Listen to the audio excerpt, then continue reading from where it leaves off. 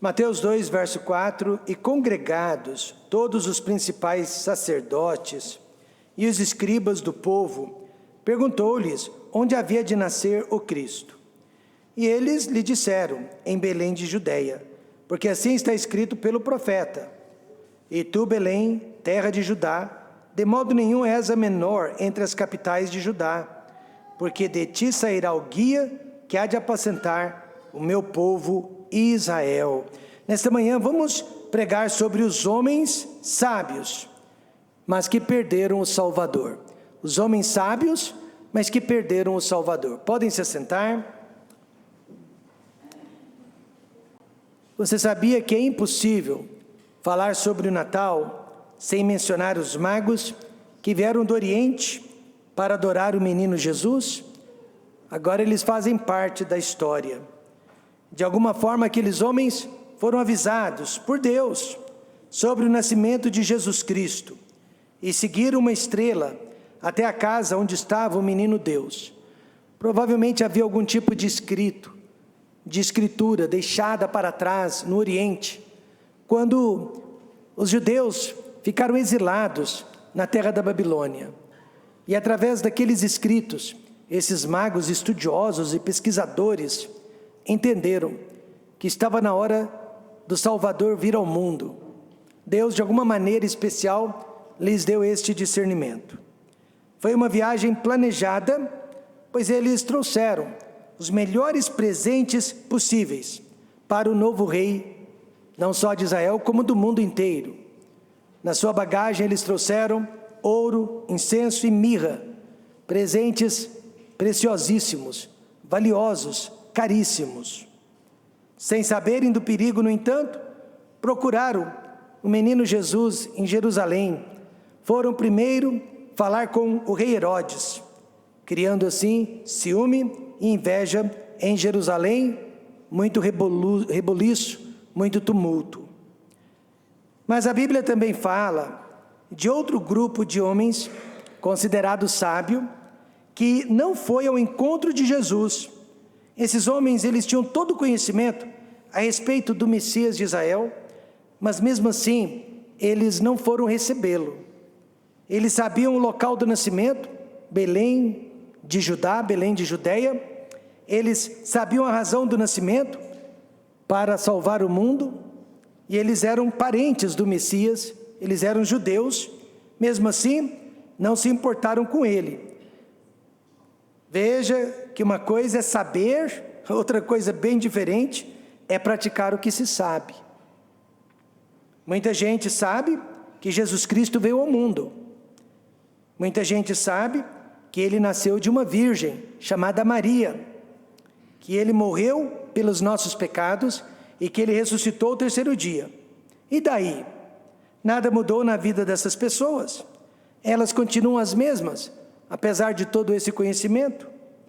Os sábios de Jerusalém, os fariseus e escribas, preferiram a aprovação do rei Herodes ao invés da aprovação de Deus.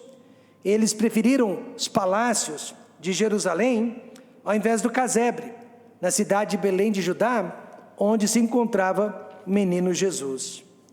A Bíblia fala sobre essas pessoas que têm muito conhecimento de Deus, muito conhecimento da Bíblia, mas não têm compromisso com Deus, não têm compromisso com a Bíblia.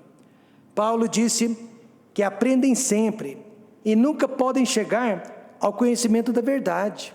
São pessoas que estão na igreja há meses, há anos, diria décadas, e apesar de tudo que elas têm recebido ao longo desses anos, não chegaram ainda ao conhecimento da verdade. Verdade a respeito delas mesmas e a verdade a respeito de Deus. Hoje em dia a maioria das pessoas tem conhecimento da história de Natal, mas não permite que essa história transforme as suas vidas. Como é possível conhecer a história de Natal e mesmo assim não ser uma pessoa salva e uma pessoa transformada? Em primeiro lugar, é possível saber o local do nascimento de Jesus, mas não acreditar que Cristo veio ao mundo. Os sábios de Herodes sabiam. Verso 5. E eles lhe disseram: em Belém de Judeia, porque assim está escrito pelo profeta. Belém era a cidade do famoso rei Davi. A palavra Belém significa casa de pão. Pão fala de suprimento, fala de provisão. E nesta cidade nasceu aquele que seria o pão da vida. Disse Jesus: eu sou o pão da vida. Aquele que vem a mim não terá fome.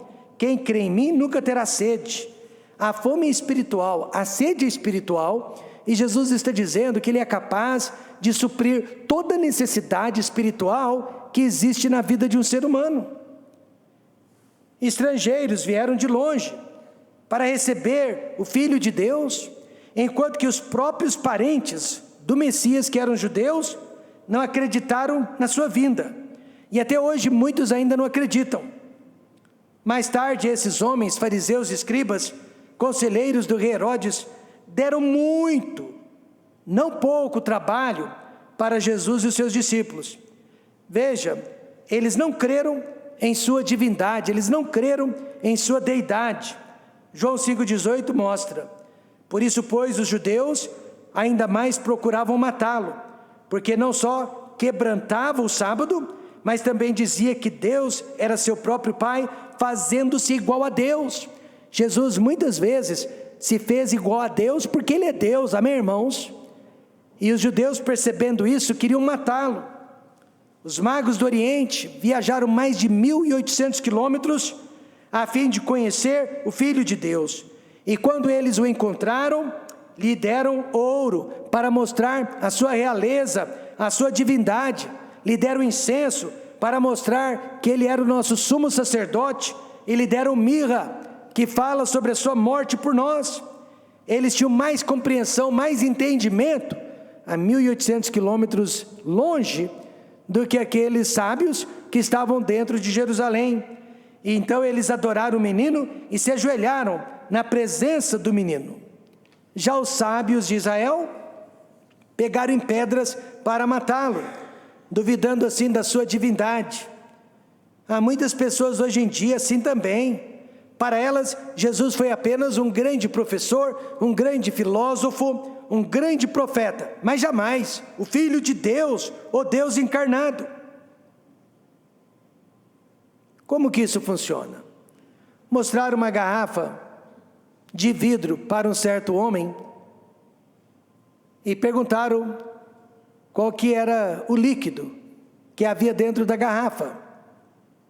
E o homem só conseguia ver que o líquido era vermelho. Então ele tentou adivinhar: groselha, vinho, suco de uva, mas não era nada disso. Então ele olhou mais de perto e percebeu que o vidro era vermelho. Por isso fazia com que o líquido fosse vermelho. Mas dentro da garrafa havia leite, e a cor do leite é branca. Mas por fora da garrafa era uma cor vermelha. O que eu quero dizer com isso? Que assim também aconteceu e acontece com o nosso Senhor e Salvador Jesus Cristo. As pessoas viram-no cansado, as pessoas viram-no faminto e sofredor, as pessoas o viram muito pobre, e pensaram então que ele fosse simplesmente um mero ser humano. Mas é que por detrás da humanidade de Jesus jazia e ainda jaz a sua eterna divindade. E meus irmãos, não há salvação para quem nega a divindade de Jesus Cristo. 1 João 2,23 diz: qualquer que nega o Filho também não tem o Pai, mas aquele que confessa o Filho tem também o Pai. E além de duvidar da sua divindade, não creram também em sua ressurreição, quando ela ocorreu. Antes, mentiram a respeito daquele acontecimento. Mateus 28,12 diz: e congregados eles com os anciãos, e tomando conselho entre si, deram muito dinheiro aos soldados, dizendo: dizei, vieram de noite os seus discípulos, e dormindo nós o furtaram. Mas nós temos que nos lembrar que esse dinheiro era dinheiro de Deus, dinheiro que eles haviam recebido de coletas que eram feitas nas sinagogas e no templo. E eles usaram o próprio dinheiro de Deus contra Deus. E deram muito, não pouco dinheiro, para que os soldados romanos mentissem, que os discípulos vieram durante a noite e roubaram aquele corpo. Imagine se soldados romanos jamais dormiriam em serviço. Se soldados romanos jamais permitiriam um ataque deste jeito. Então é preciso mais fé para acreditar na mentira dos soldados do que para acreditar na ressurreição real do Senhor Jesus Cristo. No ano de 2000, Hollywood lançou um filme chamado O Corpo. Deixe-me ler o resumo do filme para você entender. Numa escavação em Jerusalém, a arqueóloga Sharon Goldman faz uma importante descoberta. O esqueleto de um homem que foi crucificado e enterrado com uma inscrição que o proclamava Rei dos Judeus. Começa aí uma série de investigações para saber se o esqueleto encontrado é de Jesus, que supunha-se havia subido aos céus sem deixar nenhum rastro. Para reconhecer a autenticidade da descoberta, o Vaticano envia o padre Matt, um jesuíta professor de história.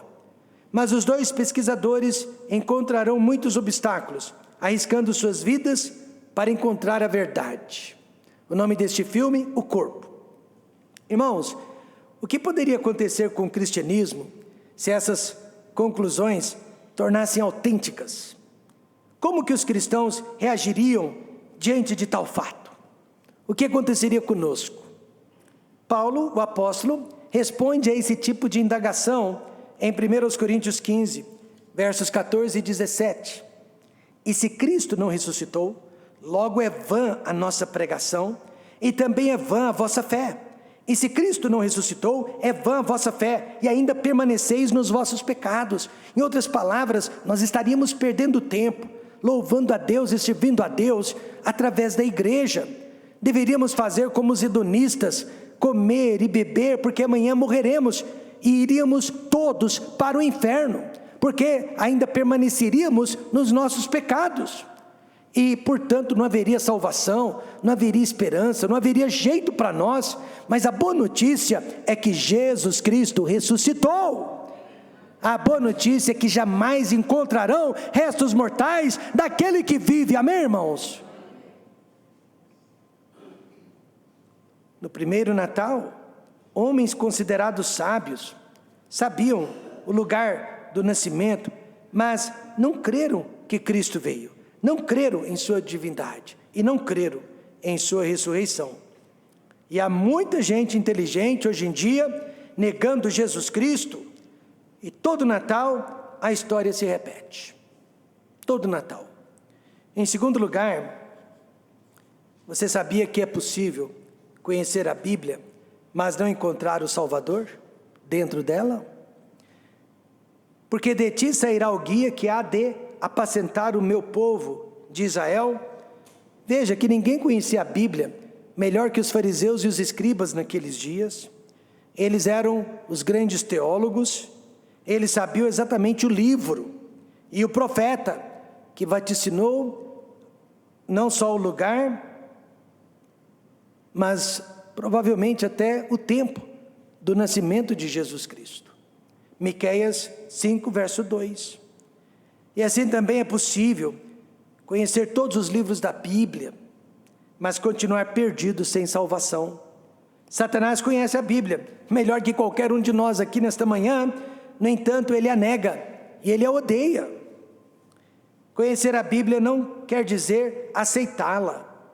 Sinceramente, irmãos, os piores inimigos da palavra de Deus hoje em dia não se encontram nos laboratórios científicos das grandes farmacêuticas, mas os piores inimigos da palavra de Deus estão dentro dos seminários teológicos. É de lá que os nossos jovens estão saindo, duvidando da palavra de Deus e das doutrinas cardeais da fé. A África do Sul era para ser o maior país evangélico cristão do mundo.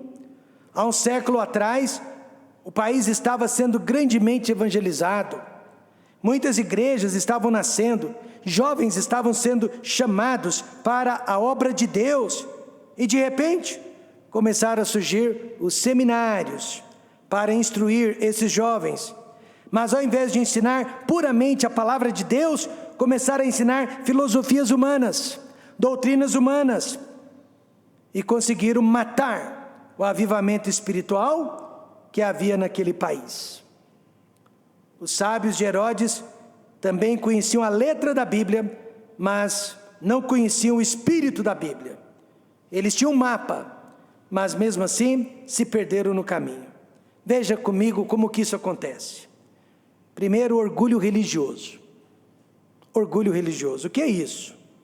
Paulo explica em Filipenses 3, versos 4 a 5. Ainda que também podia confiar na carne, que quer dizer religião, se algum outro cuida que pode confiar na carne, religião, ainda mais eu, circuncidado ao 8º dia, da linhagem de Israel, da tribo de Benjamim, hebreu de hebreus, segundo a lei, fui fariseu. Parafraseando este versículo, para que você entenda do que estamos tratando, seria mais ou menos assim: se eu chegasse para o irmão Bruno e dissesse para ele: Bruno, ainda que eu pudesse confiar na minha religião, pois eu estou nela desde os meus 12 anos de idade, se algum outro cuida, se você acha que você pode confiar na sua religião, muito mais eu, porque eu estou nessa religião muito antes de você ter nascido. Muito antes de você ter nascido, eu já pregava desde os meus 13 anos de idade. Eu já ajudava o pastor Jaime desde os meus 13 anos de idade. Eu sou o pregador dos pregadores. É exatamente assim que Paulo está falando. Paulo está dizendo que se a salvação fosse resultado de religião, então ele seria a pessoa mais salva do mundo. Pois ele seguiu todos os rituais da sua fé e ele foi além dos rituais. Ele era fariseu dos fariseus, ele era fanático, ele era bitolado por sua religião. E quantas pessoas estão agindo assim hoje em dia também? Elas estão tranquilas, porque têm uma religião, mas o que diz a Bíblia? Que há um caminho que parece direito ao homem, mas o seu fim são os caminhos da morte. Eu nunca me esqueço de uma jovem senhora que visitou a nossa igreja, e eu a visitei, e expliquei o plano de salvação, e ela, na hora de aceitar a Cristo, chorava copiosamente. Ela não conseguia se segurar, e ela, soluçando, dizia: pastor, eu estou há 11 anos numa igreja, meu marido já era quase diácono, e ninguém nunca nesses 11 anos havia nos mostrado como ser salvos. Nós nunca tínhamos aceitado a Jesus, nos arrependido de nossos pecados, estávamos indo para o inferno dentro de uma igreja, e ela não parava de chorar. Ali ela aceitou a Cristo, e infelizmente morreu alguns anos depois, com apenas 40 anos de idade, mas com certeza ela foi para o céu. E assim como essa jovem senhora, muitas pessoas acham que religião é suficiente, já foram batizadas, mas não é. Isso se chama orgulho religioso, e o orgulho não permite que essas pessoas vejam que estão perdidas. Alguém disse, e eu concordo, que religião é a bandeira do inferno. Haverá mais religiosos no inferno que ateus, haverá mais religiosos no inferno do que homicidas, do que ladrões, porque a religião, ela transmite uma falsa segurança. Por isso que quando alguém me pergunta qual é a sua religião, eu digo: a minha religião é uma pessoa, e essa pessoa é Jesus Cristo. Ele disse: eu sou o caminho, a verdade e a vida, e ninguém vem ao Pai senão por mim. Os sábios do rei Herodes foram todos para o inferno, acreditando em sua religião, mas sem Jesus Cristo no coração. Então eles conheciam a Bíblia, mas não conheciam o autor da Bíblia. Outra razão da rejeição: orgulho religioso e orgulho social. Há pessoas que não se misturam conosco, jamais. Veja João 3, versos 1 a 2.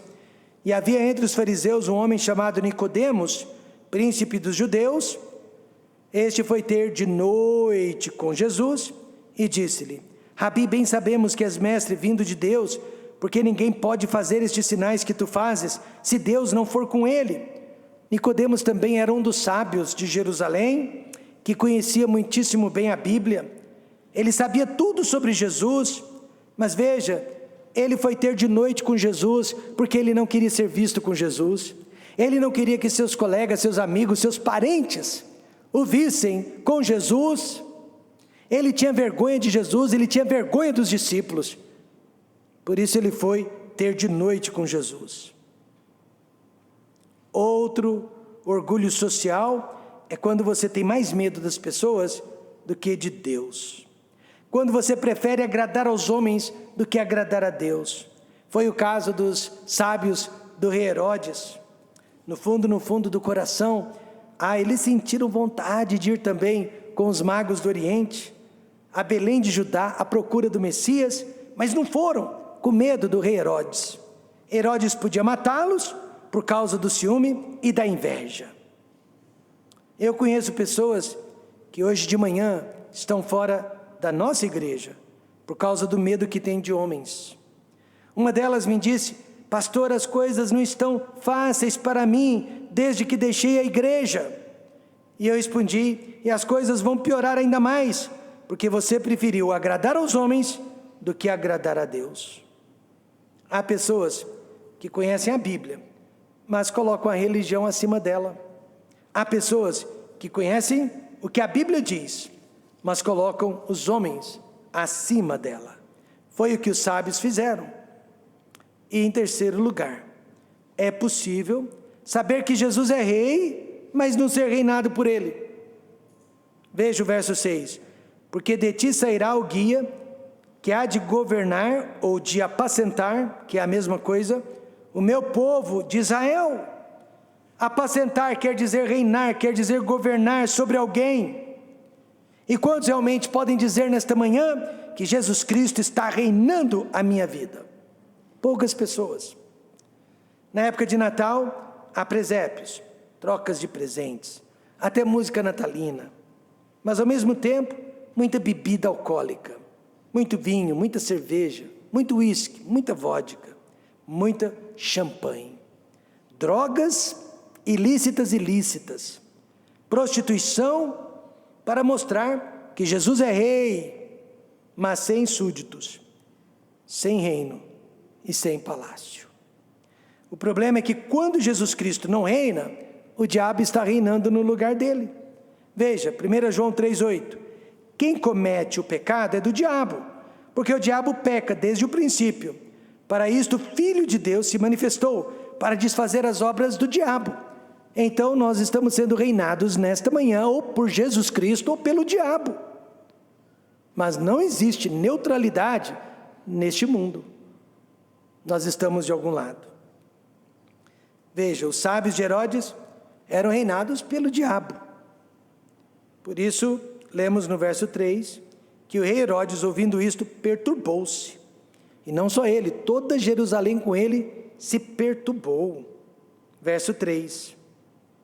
O rei Herodes, irmãos, verso 3, nós temos esse ponto, irmão Eduardo? Temos. O rei Herodes é um símbolo do diabo na Bíblia, principalmente esse Herodes daqui, né? Porque houve mais de um Herodes, mas esse aqui é Herodes o Grande. Ele foi o mais cruel de todos. Ele matou a esposa e ainda mandou matar 3 filhos, a fim de proteger o seu reinado. Depois mandou matar todas as crianças do sexo masculino, até os 2 aninhos de idade, na cidade de Belém.